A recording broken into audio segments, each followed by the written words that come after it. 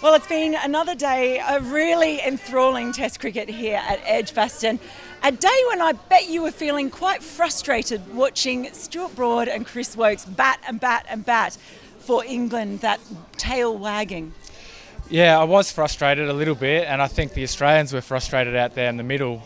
It's something that's been spoken about since probably 2013, around that time, where we knew that the tail could bat. So Broad, Woakes, this is his home ground. He's scored runs here. He's played well. So that partnership really probably had an effect on the guys out there in the middle. They were really charging in the quicks. Nathan Lyon just gone bang bang. So yeah, a frustrating little partnership. At one point there, you're thinking, 45 run lead. Australia really in the game, but it happens in the game. You have to, as a bowling unit, just, I don't know, think about your plans for next innings. But yeah, firstly, they've got to get runs.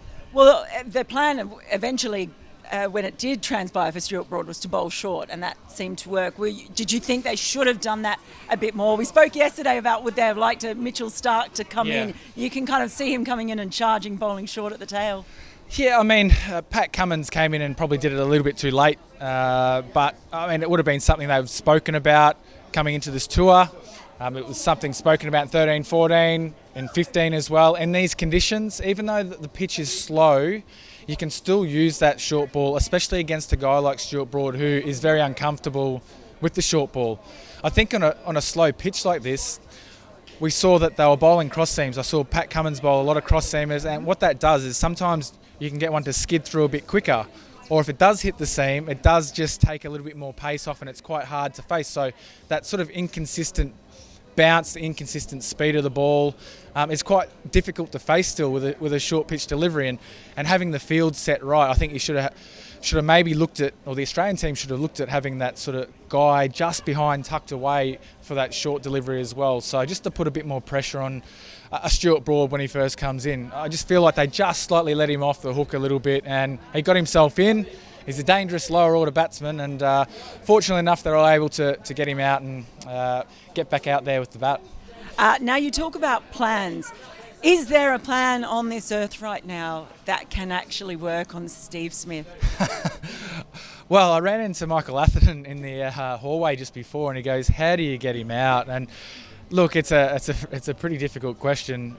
I used to get frustrated bowling to him in the nets, and you know, that's in a net situation, not in a game, where he digs in even more in these situations. So I think, just from my experience, is bowling very straight at the start with a hard ball that's swinging maybe, or just doing enough is bowling to his strength, but it's also an opportunity to get him out. You have to pack that leg side field and bowl really straight, because you still are a chance to get him out LBW, or one could go across him and you could nick him off with a hard ball.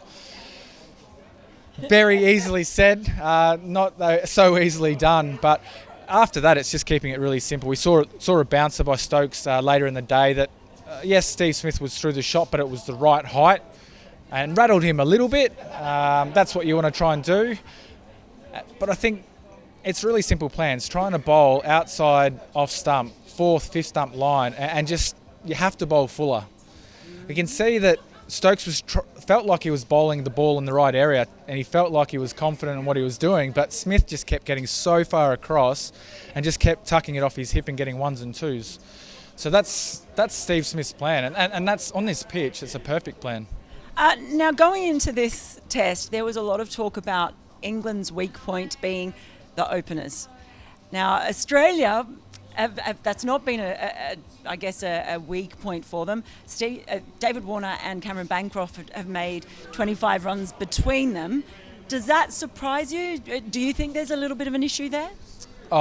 Look, not so early on in the tour. I just think with the way the pitch is played, it's been quite hard to score.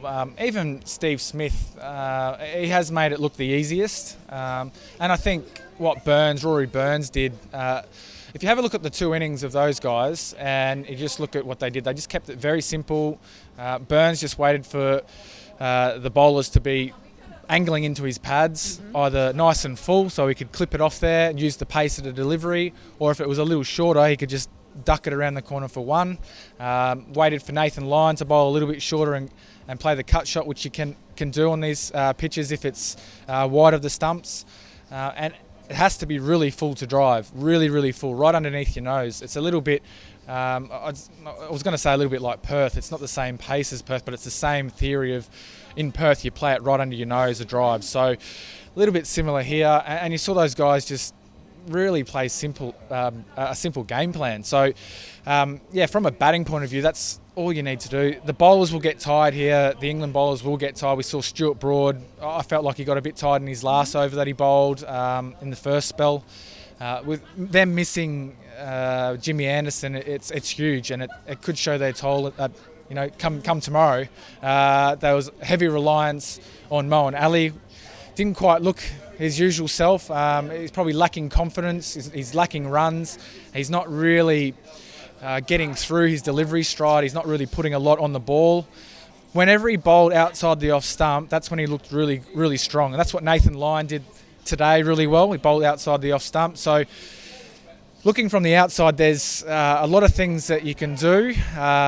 It's just putting it together and being patient. It's one of those pitches where you have to be really patient. And it seems like the batters, when they are more patient and are good in defence, they're able to score runs.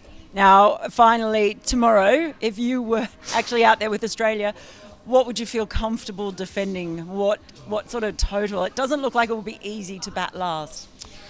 Well, Michael Vaughan asked me this question when we went out there to bat, and I said I would like to see 250 plus.